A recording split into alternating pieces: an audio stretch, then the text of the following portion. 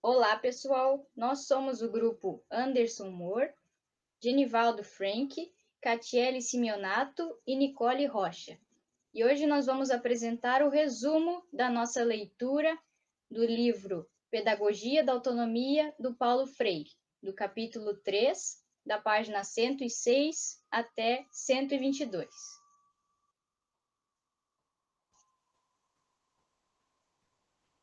Ensinar exige tomada consciente de decisões. Bom, a educação, a especificidade humana, como um ato de intervenção no mundo. A educação, para Paulo Freire, é vista como uma forma de intervenção no mundo, tanto em questões como na economia, bem como no direito à saúde, ao trabalho, à propriedade, dentre outros. E também, por outro lado, ela pode ser vista como uma intervenção reacionária, que é aquela que ela pretende imobilizar a história e manter a ordem injusta dominante. Que seria essa ordem justa? Seria o privilégio a poucos. Bom, ele comenta também que o professor ele deve estar atento sobre sobre a sua prática, sobre as incoerências de sua prática pedagógica. Ele deve ficar atento, pois para ele, segundo ele, que não há mais que desgasta um professor do que ele se dizer ser progressista, de prática progressista, mas ao mesmo tempo ele ser uma pessoa racista, e sua prática ser racista. Então são coisas antagônicas. Bom, ele disse também que os intelectuais autoritários, eles têm de depositar nos alunos apassivados a descrição do perfil dos conteúdos. Diz que esses intelectuais, eles são mais, no caso, eles têm mais coerência, porque o que eles fazem realmente é o que eles são. A prática deles é autoritária no sentido de que eles apenas passam os conteúdos e não estão preocupados se o que isso vai gerar, se realmente vai ser algo significativo ou não. Ele também disse que a educação ela não vira política por causa da decisão deste ou daquele educador. Ela é política. Porque a educação ela é política. Ela é política porque, tipo, se tomar uma...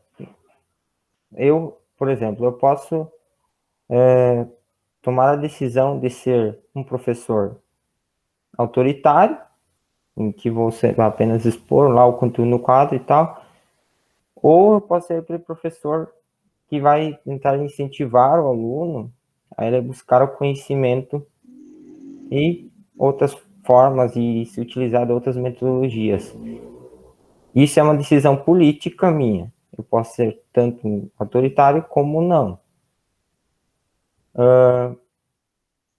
Ele também menciona que a politicidade da educação ela tem a ver com a natureza inacabada do ser humano.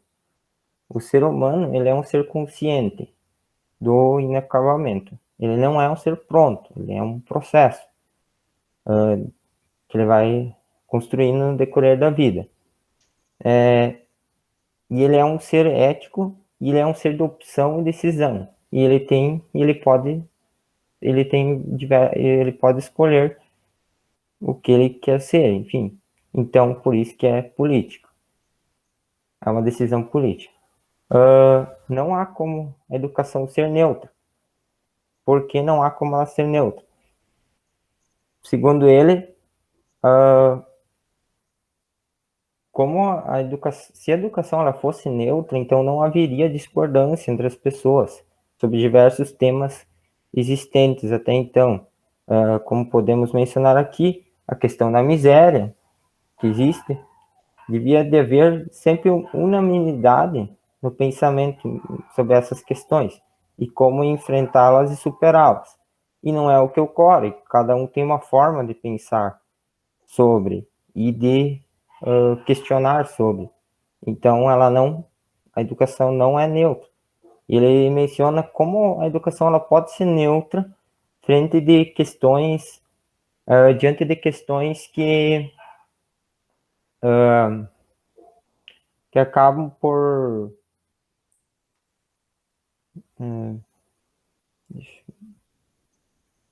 de questões que acabam por ser banais, inerentes na sociedade.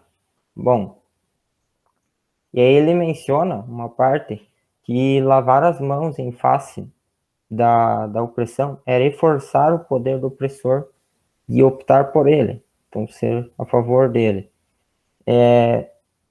O que ele passa é que o que devo pretender, o que o educador deve pretender não é a neutralidade da educação. Ele deve lutar sem descanso pelo respeito e dever de reagir aos que destratem, não deixar que o professor seja desrespeitado, enfim, na sociedade e pelas instituições, tanto públicas como privadas. Deve buscar em sua essência o respeito aos educadores. Essa é a luta do professor, além de outras questões. Bom, se a educação ela não pode tudo, alguma coisa fundamental a educação pode. Aqui ele diz que o educador ele não pode tipo entrar na ilusão que ele vai num seminário lá que ele ministra, numa aula que ele vai ministrar, ele vai mudar o país inteiro com isso. Não, não é isso que ocorre. Só ele tem que pensar que a educação ela não pode tudo como diz ali. Alguma coisa fundamental ela pode. Através do seu exemplo, a sua prática pedagógica, a educação, ele diz que a educação ela não é simplesmente reprodutora da ideologia dominante, do que está dominante. Por isso que diz, ensinar exige tomada consciente de decisões. Então se deve sempre se conscientizar do que está se fazendo, se está fazendo de maneira coerente e sempre buscar fazer as coisas de maneira coerente. Bom, por fim, ele menciona que a prática política pedagógica ela deve ser vivida de forma autêntica. Então, o educador ele deve buscar sempre viver de forma autêntica a sua forma de estar inerente no mundo, na sociedade.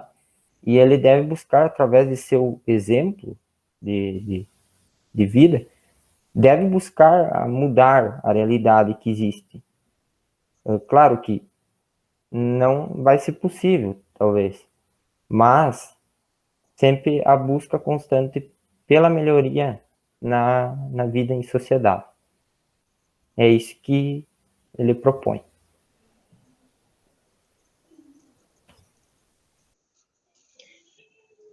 Então, ensinar exige saber escutar. Paulo Freire nos diz que se o sonho de educação que nos inspira é solidário e democrático, não é falando aos alunos, verticalmente, de cima para baixo, como se fosse um maior e outro menor, que vamos estimular o diálogo. É escutando que aprendemos a falar com os alunos. E de acordo com Freire, consegue falar com os alunos e não aos alunos quem os escuta. Só quem os escuta com paciência e criticamente, ainda que na dinâmica desse diálogo tenha que em algum momento falar a eles. Mas quem aprende a escutar dificilmente vai cair no erro pedagógico de falar impositivamente. Até quando o professor discorda das ideias ou do pensamento do outro, ele pode falar com ele encarando ele como um sujeito e não como um objeto do discurso. Que o educador que escuta, ele aprende a transformar o seu discurso em uma fala com o outro. Isso traz ganhos para ele também, pois falar aos alunos, o professor se abre para ouvir e também saber mais. Com o passar do tempo, a liberdade de mover-se, a criatividade e o gosto pela aventura intelectual vem sido substituída por uma padronização, uma repetição de fórmulas, de maneira de ser supostamente consideradas definitivas. Isso acontece por uma série de conjuntos, de dinâmicas bastante sutis. Elas vão alienando essa liberdade e a criatividade através do que ele chama de burocratização da mente, que seria um estado de autodemissão da mente e do corpo, que é aprender isso, depois faz aquilo, segue tudo já muito metodicamente, tudo muito artificialmente, não se importando com os caminhos percorridos durante a construção do conhecimento, se eles foram significativos, se foram criativos. Isso gera um conformismo com situações que são consideradas imutáveis já, que a escola é assim, que a sociedade é assim, aceitando tudo como um fato consumado. Essa posição de quem vive a história com determinismo e não com possibilidade é de quem se assume com fragilidade. Nesse contexto, não há lugar para decisão humana, para escolha, mas só para acomodação frente ao que virá. Ele considera isso um reflexo da globalização. Para ele, o ser humano é maior do que os mecanismos que o minimizam. E a prática educativa humanizante tem que ser constante. No período que esse livro foi lançado, estava em alta uma ideia que sugeria que a história da humanidade teria chegado ao seu ápice, que a humanidade não iria se desenvolver mais. Claro, isso caiu por terra um tempo depois. Porém, Paulo Freire vê isso como uma noção de morte da história, que ela decreta o imobilismo, que nega o ser humano, que fortalece o falará, porque cada ideia diferente disso seria considerada perda de tempo. Ele acredita que os alunos e professores não podem abrir mão de buscar pela formação integral do homem. A desvalorização dessa formação integral favorece o falará em detrimento do falar com. E os sistemas de avaliação pedagógica, aquela em que o aluno decora um conteúdo especificamente para uma prova e depois esquece, porque ele não foi significativo para a vida dele. A avaliação comum dela é vista como uma punição, vem assumindo cada vez mais discursos verticais, tentando se passar por discursos democráticos. O professor, ele deve ser um incentivador e buscar o diálogo de educador crítico. Não pode, no seu discurso, mudar o país, mas ele pode demonstrar para os alunos que essa mudança é possível. Isso reforça a importância da tarefa político-pedagógica da escola. Para Freire, é intolerável um professor que fala como o dono da verdade. O professor deve dialogar e instigar essa troca. Isso é ser um professor democrático, coerente e competente. Ele sabe o valor que tem para a modificação da realidade, que sua presença na escola é um momento importante que precisa ser vivido.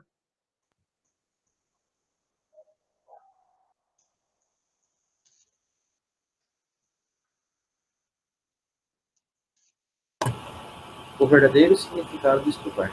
Paulo Freire afirma que para escutar a gente tem que primeiro entender a importância do silêncio, que é a partir do silêncio que a gente consegue se colocar na conversa como um sujeito, que consegue assim entender de forma mais clara e com mais facilidade a gente consegue se colocar no lugar do outro para tentar entender o que está sendo passado. Ele também afirma que homens e mulheres têm uma grande capacidade de mudar todo o mundo à nossa volta a partir da comunicação. E a partir dela, entramos em consenso, realizamos decisões e conseguimos definir para onde queremos ir. E que sem ela é praticamente impossível a gente conseguir fazer qualquer coisa, até trabalharmos juntos durante o nosso dia a dia. Ele também ressalta que, como professores, a gente tem que tentar se colocar no lugar do aluno, para ver se o nosso discurso, o nosso ensinamento que a gente está tentando transmitir para eles, a gente está passando com clareza e com uma certa compreensão, para ver se realmente o que a gente está falando, passando para o aluno, é o que realmente a gente quer transmitir para ele, passar para ele. Porque o bom professor é aquele que consegue despertar a curiosidade do aluno. Dessa forma, até pelo diálogo, se colocando no lugar do aluno, o professor consegue instigar o aluno ao conhecimento e assim ensinar com mais clareza e compreensão. Estudar vai além da possibilidade e objetivo de cada um. Além, claro, de saber falar, saber o que a gente está passando, falando com clareza, a gente tem que entender que ninguém é diferente de ninguém, que ninguém está acima ou abaixo. Por exemplo, a questão que a Kátia tinha falado, sobre o professor estar no topo da sala de aula. Isso é uma coisa errada. O professor tem que falar de igual para igual para os alunos. E que a verdadeira escuta não diminui o direito de discordar ou de opinar. E a gente também tem que aprender que não é só aprender a escutar, mas que a gente deve escutar qualquer coisa sem dialogar, discordar ou criar uma opinião sobre o que foi tratado. A gente não pode simplesmente baixar a cabeça e escutar tudo que vem na nossa frente. E que utilizando as qualidades da escuta, com a compreensão, colocando no lugar do outro, a gente consegue desenvolver uma prática democrática para tudo. E se colocando, levando em consideração todos os detalhes, a gente consegue desenvolver certas qualidades e virtudes para a gente ter mais tolerância e unidade com o próximo, para não agir de forma desrespeitosa, sempre tratando de igual para igual todo mundo.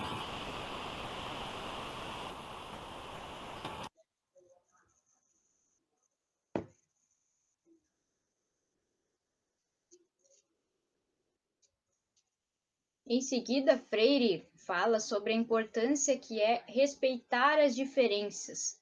Quem escuta precisa aceitar e respeitar as diferenças do outro, para que eu seja realmente um professor capaz de escutá-los.